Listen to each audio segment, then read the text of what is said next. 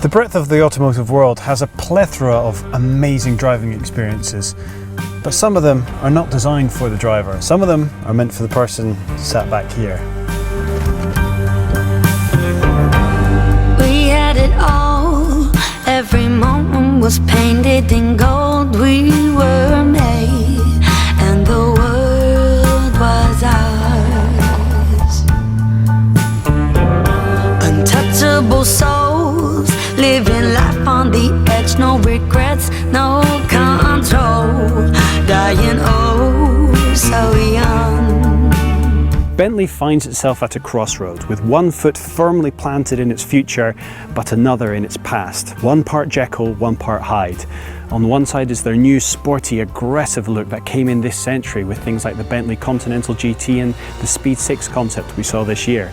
And on the other hand is their legacy from the 20th century, where speed and aggression were not the watchwords. Luxury, comfort, stature.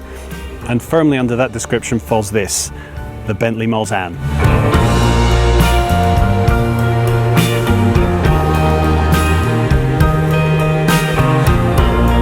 People will sometimes oversimplify the difference between Bentley and Rolls-Royce by saying, you drive a Bentley, you're driven in a Rolls-Royce. But that's simply just not the case. You don't buy a Rolls-Royce Wraith to be driven in it. No one wants to have the driver put the front seats down so you can clamber into the back of your luxury car.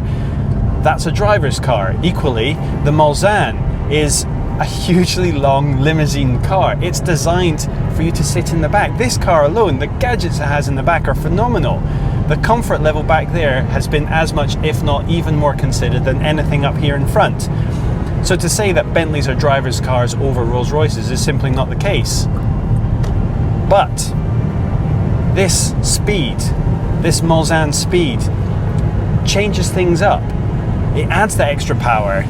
It gives you that slightly sportier edge on a car that's not meant to be sporty in the first place, and then confuses the hell out of me, because who is going to buy this car? The Mulsanne is hugely popular in China. One of its largest markets is out there. But they don't predict that many of these will be sold over there. These are being targeted at the European market. Someone who wants to buy the Bentley you buy if you want to be driven, but who also wants to drive that car. Brass tacks, the Bentley Mulsanne Speed has a 6 3/4 litre twin-turbo V8 engine up front, delivering 530 brake horsepower and 811 pound-foot of torque. That's over 1,000 Newton meters. That is a phenomenal amount of grunt. What's even more incredible is that peak torque is at 1,750 RPM. Right low down in the range, and it stays pretty much flat all the way up to 4,000 RPM. This is a different kind of speed. This is a different kind of delivery of power.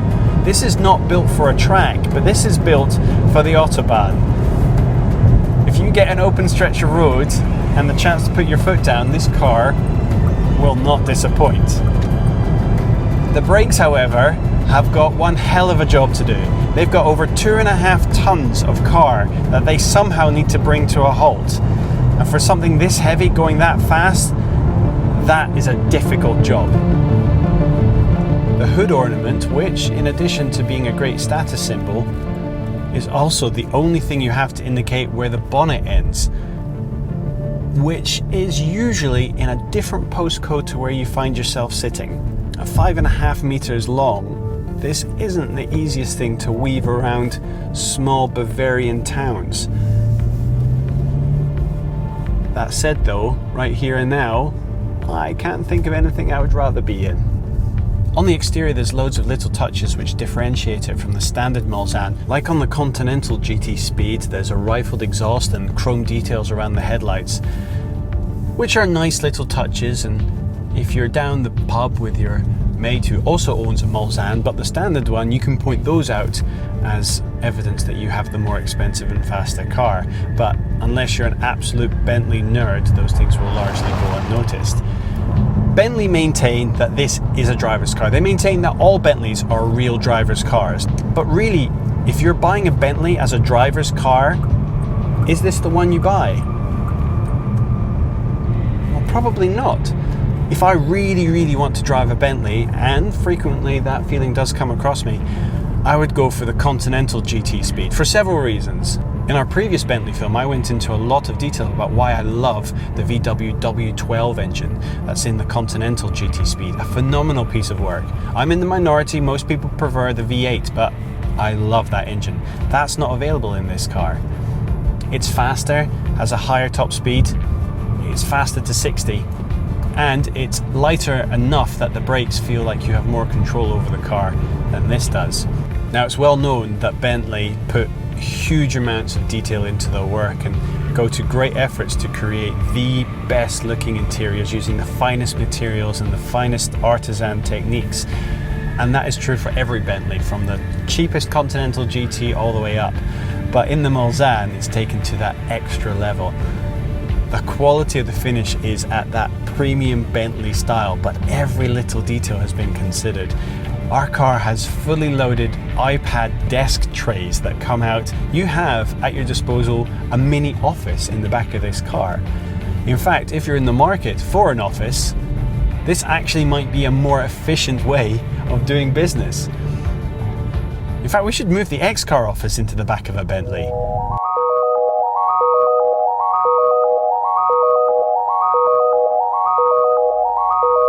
There are touches on this car that do hint at its more sporty nature, or at least sporty intentions. One thing I've always complained about on Bentleys are the flappy paddles, which have always been these plastic sticky outy things that have been set up for 10-to-2 driving, which always to me indicated that really no one was ever going to use them. They were not in the right place for if you wanted to drive fast.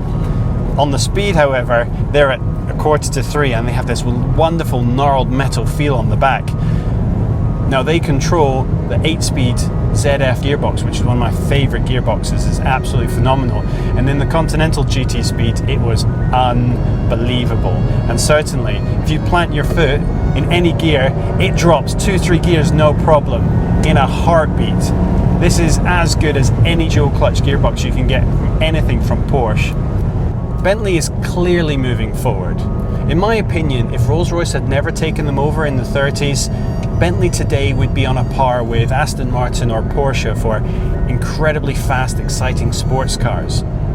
But because of that 20th century run under Rolls-Royce, it's a different beast now. And although with things like the Speed 6 concept, which we saw at Geneva this year, there clearly is a drive to become even more sporty, more aggressive, lighter sports cars, there is that heritage that's been brought up over those years that they would be crazy to throw away. You still see that in the finish of all of their cars across the range. The wood, the leather, the effort, the attention to detail is absolutely phenomenal. And they don't want to lose that, and they definitely shouldn't. But the Mulsanne really is a car of its past. Will Bentley continue to make cars like this in the future? Will the audience that loves these ever dry up? Possibly not. But is that a shame? Is that holding back Bentley from really committing to being what it really always wanted to be? There's no two ways about it. The Mulsanne really is a reflection of Bentley's past, but that's no bad thing. That history was built on the tradition of the highest quality engineering and design. But it's not where the marque is going. This, however, the Mulsanne Speed, adds those lessons it's learned in the 21st century to create something that's truly the best of both worlds, where performance and speed have been married with the highest level of comfort and luxury. It might not be the ultimate driver's Bentley, but speed has never been this comfortable.